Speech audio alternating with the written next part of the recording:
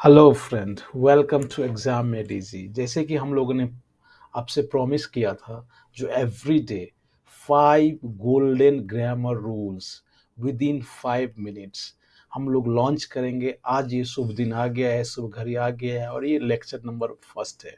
Friend, मैं आपको बताना चाहता हूँ, ये बहुत ही हम लोग बहुत शुरुआत से स्टार्ट करते हैं, बिल्कुल इजी से स्टार्ट करते हैं। जैसे जैसे हम लोग आगे बढ़ेंगे वैसे वैसे हमारा जो लेक्चर होगा, हमारा जो कंटेंट होगा, थोड़ा डिफिकल्ट होता जाएगा। तो इसलिए आप बिल्कुल धैर्य बनाए रखें। आज का जो पहला कॉमन एरर है, हाँ एक और बात, यदि आप चैनल पे नए हैं तो ज़रूर चैनल को सब्सक्राइब कीजिएगा, शेयर कीजिएगा और कंप्लीट देखिएगा।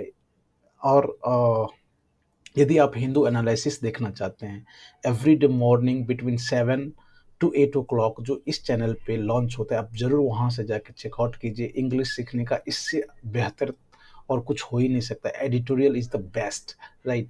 साथ ही साथ हम लोग विद इन 5 मिनट्स हम लोग मोर देन 15 और between 15 to 20 words every day upload करते हैं। आप उस चैनल को जाकर जरूर चेकआउट कीजिए। तो लेट्स स्टार्ट। आज का जो पहला कॉमन एरर है जो आपको बनाना है, साथ ही साथ, make haste lest you should not miss the train. No error. Friend, ये आपको बताना है इसमें इस सेंटेंस के किस पार्ट में गलती है, आपको कमेंट सेक्शन में जरूर लिखना है एवरी डे, राइट। तो आप लोग बना लिए होंगे, आई होप। Let's start. सबसे पहले मैं बता दूं, जब कभी भी आप कोई भी सेंटेंस में लेस्ट का यूज देखते हैं तो यहाँ नोट का यूज नहीं होगा।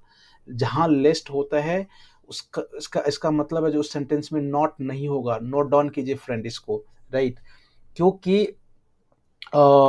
लेस्ट का मतलब ही होता है, इसका अर्थ ही होता है ऐसा न हो कि। यदि हम हिंदी में देखते हैं तो इसका मतलब होता है ऐसा न हो कि, राइट। तो कहीं ना कहीं न नहीं आ ही जाता है, इसलिए आपको ये नोट डाउन करना है, जिस सेंटेंस में लेस्ट का यूज हो वहां नॉट का यूज नहीं होगा। इसका मैं एक दूसरा एग्जांपल बताता हूँ। Work hard लेस्ट you should fail. आप ये सेंटेंस सही है, लेस्ट जहां लगा रहता है वहां नॉट यूज नहीं होता है। नेक्स्ट सेंटेंस है फ्रेंड, आप लोग बताइएगा फटाफट। Many of us do not know to swim at all. कहाँ है गलती, आप लोग कमेंट सेक्शन में जरूर लिखिए। मैं बता रहा हूँ, many of us do not no. यदि आप लोग सही किए हैं तो बहुत अच्छी बात है, यदि नहीं किए हैं तो ग्रामर आप उसको नोट डाउन कीजिए, नोट डाउन करते जाइएगा। क्योंकि एक दिन में 5 ग्रामर का रूल, 30 दिन में 150। यदि आप 6 महीना लगातार इसको फॉलो करते हैं तो 900। फ्रेंड, 50 आउट ऑफ 50, यदि आप एसएससी की तैयारी करते हैं 50 आउट ऑफ 50 कहीं नहीं जाने वाला है आपका, राइट। ये बिल्कुल फ्री है, फ्री।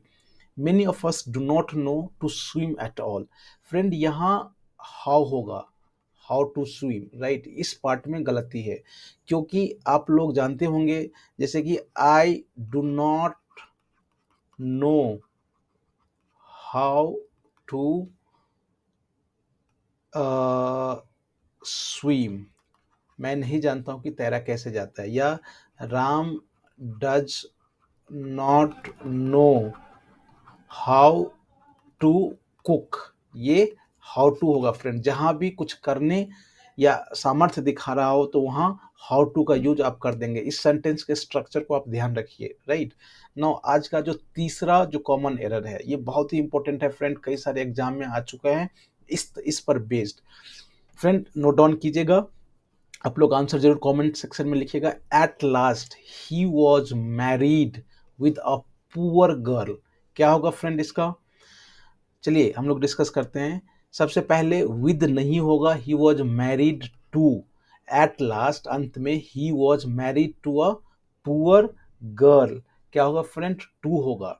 लेकिन यहां मैं आपको बता दूं, जब मैरी मतलब शादी का सेंस हो और सब्जेक्ट हो प्लस मैरी हो, क्या हो, सब्जेक्ट और मैरी हो, तो डायरेक्ट ऑब्जेक्ट आता है फ्रेंड। ये पैसिव वॉइस में है, ही वॉज मैरिड टू, इसलिए टू लगा है। जब एक्टिव वॉइस में हो और इसका ये स्ट्रक्चर हो, ध्यान रखिएगा, ग्रामर रूल है, नोट डाउन कीजिए। Subject plus Mary plus object. जैसे कि आप ऐसे लिख सकते हैं कि सोहन मैरिड संगीता, आप इसको ऐसे लिखिएगा, राइट।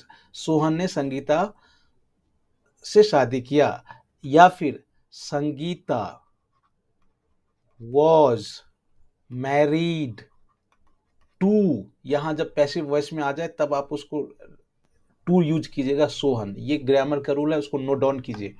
नेक्स्ट वर्ड, नेक्स्ट है, ये बहुत इजी है, सब लोगों को पता होगा, फिर भी मैं आज दे दिया हूं ये। She said that she will help me when ever I was in difficulties.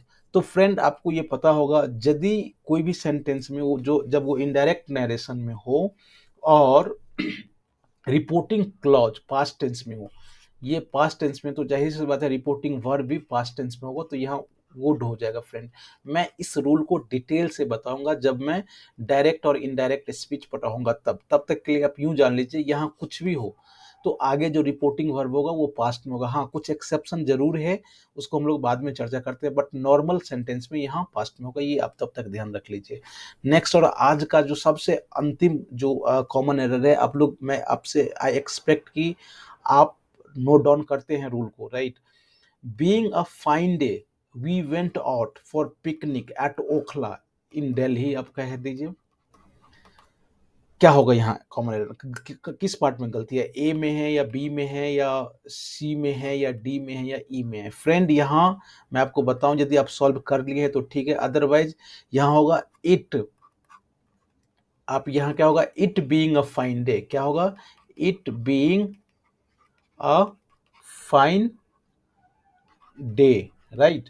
तो इट का प्रयोग यहाँ क्यों होता है, तो फ्रेंड मैं आपको बताता हूँ, ये पार्टिसिपल है और पार्टिसिपल ऑफ रेफरेंस के लिए यहाँ कुछ होना चाहिए, इसलिए यहाँ इट का यूज होता है, राइट। जब भी कभी बीइंग के साथ हो तो आपको यहाँ इट लगा देना, इस पार्ट में गलती हुआ क्योंकि ये पार्टिसिपल है और पार्टिसिपल को सब्जेक्ट ऑफ रेफरेंस चाहिए, इसलिए इसका रेफरेंस इट यहाँ होगा, तो यहाँ हम इट लगाएंगे। फ्रेंड, मैं आपसे आशा करता हूँ जो आप 5 रूल आपको नोट डाउन कर लिए होंगे। हाँ, आपसे ये भी एक रिक्वेस्ट है, यदि आप नए हैं तो चैनल को जरूर सब्सक्राइब कीजिए, क्योंकि ये चैनल बिल्कुल डेडिकेटेड है इंग्लिश के लिए। मॉर्निंग में हिंदू एनालिसिस आता है, जस्ट उसके बाद आधे घंटे बाद आपको उसी दिन पर बेस्ड वर्ड जो वोकेबलरी है उस पर आता है, और शाम में around 10 o'clock, 10-11 o'clock you will get the 5 golden grammars rule। तो आप जरूर चेकआउट कीजिए, जरूर देखिए, ये आपको बहुत फायदा पहुंचाने वाला है।